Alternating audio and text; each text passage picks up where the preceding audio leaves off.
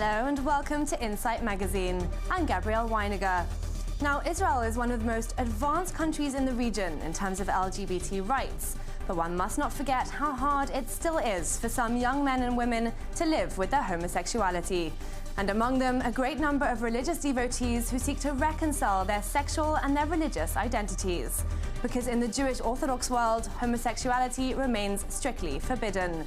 Being gay and Orthodox Jewish is still seen as a difficult issue by their families and the religious community that they belong to. Mutual aid organizations have been created as well as talking groups, but rabbis continue to campaign to cure gay people with the rather polemical so-called conversion therapies. Homosexual, Jewish and religious. Here's a report by Michael Bloom and Florence Chevalier.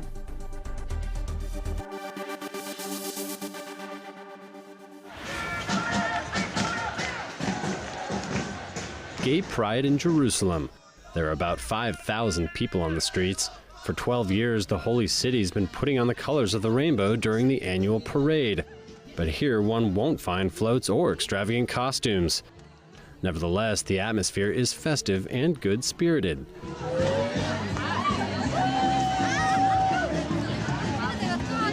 In the procession, dozens of religious people.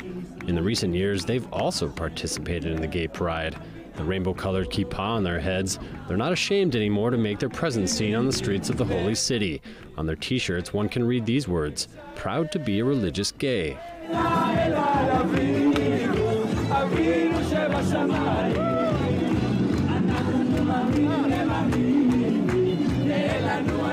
This is a great success. It is always so exciting to see all these people dancing. One of the things we've accomplished through our work is that we've reconnected the people in the parade with their Judaism.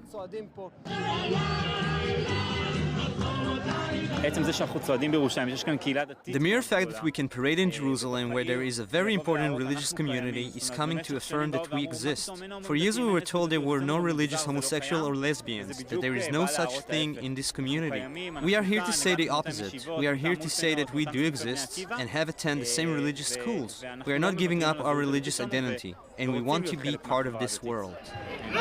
However, for the Orthodox Jews, the Gay Pride Parade is a stain on the Holy City's face. Publicizing someone's homosexuality is considered a crime, to the point where the recent years have witnessed violent clashes with the police. Moreover, in 2005, a gay man was stabbed during the parade. Since then, in order to avoid any excess, the Gay Parade takes place under heavy police protection. This does not deter the protesters, though. If anything, they only become more discreet, just like the man holding up a Torah verse. In the Bible, sexual relations between men are considered an abomination. It makes me sick. This is a disaster. It's like watching an attack. It hurts me just like a terrorist attack, maybe even worse.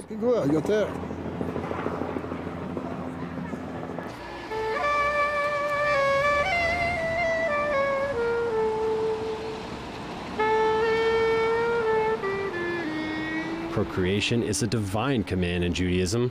As a result, most of the religious Jewish homosexuals get married, have children, and hide their sexual orientation for fear of being ostracized by the religious community. They form an invisible minority on the fringes of society. Those who admit their sexual orientation feel misunderstood, just like in this Israeli movie where a young religious man explains to his mother that he has not chosen to be gay.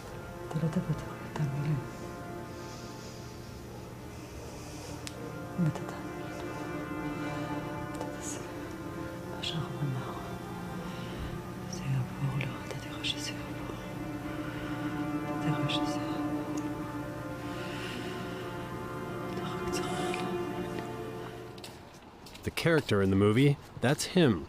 Chaim Segev played himself on screen. His parents have had a very hard time accepting it. This young student at a Talmudic seminary timidly came out about a year ago. It really is very, very hard. In the beginning, I got a lot of hostile reactions.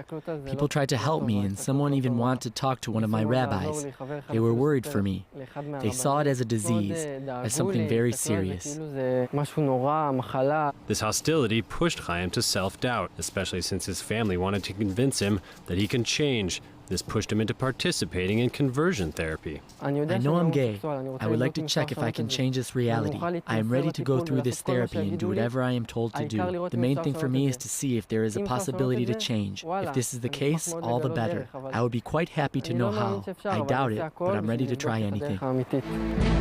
Chaim participates in this therapy through the Etzat Nefesh Association. Etzat Nefesh means soul advice. The association receives anonymous calls from distressed religious people, as can be seen in this clip shot by the association. Etzat Nefesh, Eyal here. There were times when I thought about taking my own life. I didn't know what to do with myself anymore. Like Chaim, some of them are willing to participate in a conversion therapy. They're referred to psychologists who try in every way to make them renounce their homosexuality. Since its inception in 2001, the association claims to have cured several religious people. Nevertheless, it's impossible to know how, since the organization remains very discreet in what concerns its methods, to the point where Etzat Nefesh is regularly accused of brainwashing and homophobia. As for the program's director, he claims to only want to help them by pushing them to abandon their homosexual tendencies. Prior to the inception of the association, nobody dared to talk about homosexuality. When it would be discussed in the religious circles, people were uncomfortable, saying that it was disgusting. I was answering that, in the contrary, the association had been created with the purpose of helping homosexuals. Some will participate in therapy, some won't. Some will be successful, and some won't. The reason why the rabbis oppose homosexuality is that it destroys the family cell from the inside.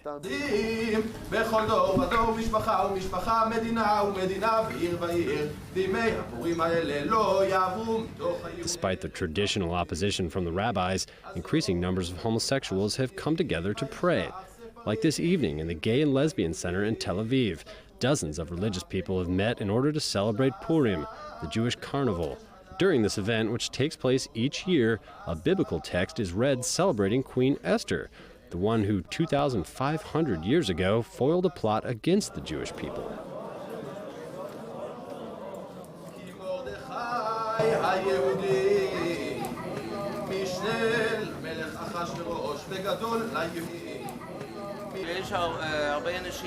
There are many religious people who can't find their place among their families and synagogues.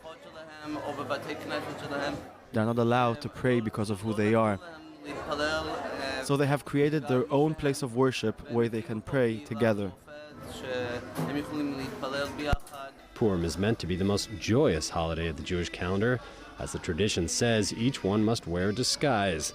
But beyond these costumes is one of those rare opportunities for these gay people to reveal themselves as they really are.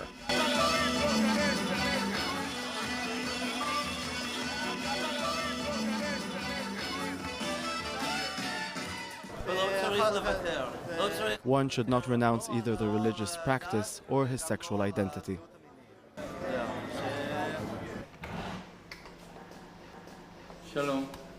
About 30 kilometers away from there, Rabbi Ron Yosef welcomes us in his home. He's both Orthodox and gay. He's the only rabbi in the country who came out. It took place in 2009 on Israeli TV. An unexpected and defiant confession. It took me a good few years. It didn't really come in one day. It isn't only the fear of what you're trying to accomplish, but being an Orthodox rabbi and knowing that nobody has ever done this before makes you understand the overwhelming significance that it carries and the immense responsibility. There is no turning back now. For this rabbi, coming out was the only way to initiate a debate on the subject and make mentalities evolve. In 2008, Ron created HOD, a religious association that has helped more than 6,000 people, a number that continues to grow. His fight? Reintegrating homosexuals into their own religious communities. For Ron, there's no contradiction between living like an Orthodox Jew and his homosexual inclinations. He who takes it upon himself to observe the Torah understands that this is forbidden. To say that it is difficult for a homosexual, yes, I suppose so. Nobody can deny it. It is the same thing for a heterosexual or for a heterosexual rabbi. There are other difficulties. One should not say, since I deal with an interdiction, then the Torah is no longer applicable, or that one should feel different. The term abomination is used many times in the Torah.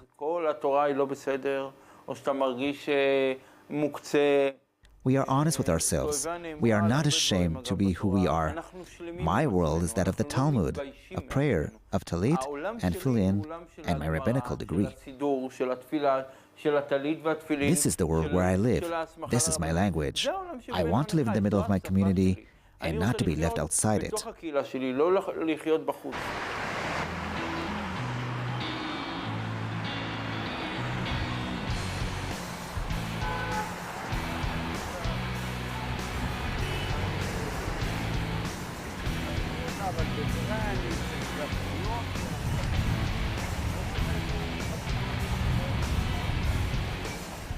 In Israel, homosexuals enjoy many rights. The right to adopt or to serve freely in the army. A community that has no problem making itself visible is the one in Tel Aviv. With its many bars and a very open gay life, the White City has become the gay capital of the Middle East and one of the preferred destinations for gay people from all over the world. The ultra-Orthodox still oppose the privileges awarded to this community. Unable to be at the same time both religious and homosexual, many religious people have thus chosen to live in Tel Aviv.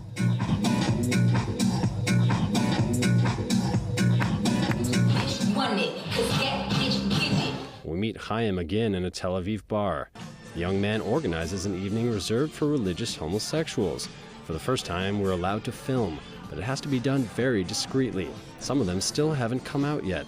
This evening, they can flirt and dance with no shame. The thing is that there is really finally a place to meet with other religious Jews in real life, not only on the internet. It is a dream of every religious homosexual to be able to meet someone like him, which is impossible anywhere else. Inconceivable only a few years ago, these parties are becoming more frequent. Just like Chaim, there are many who come out of the closet and are now publicly claiming a place within their own religious community. Their dream of balancing a gay and a religious life remains difficult, but it's not an impossible task to accomplish.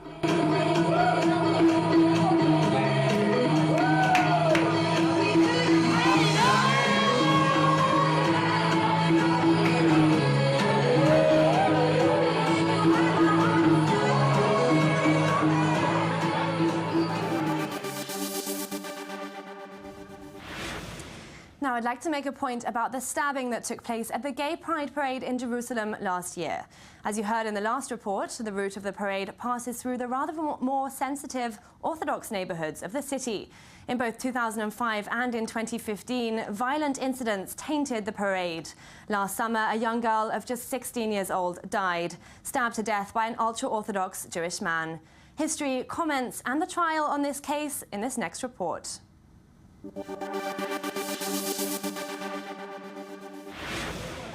Yishai Schliessel, the man accused of murdering Shira Banki at the Jerusalem Pride Parade on July 30th last year, was convicted of the 15-year-old's murder today.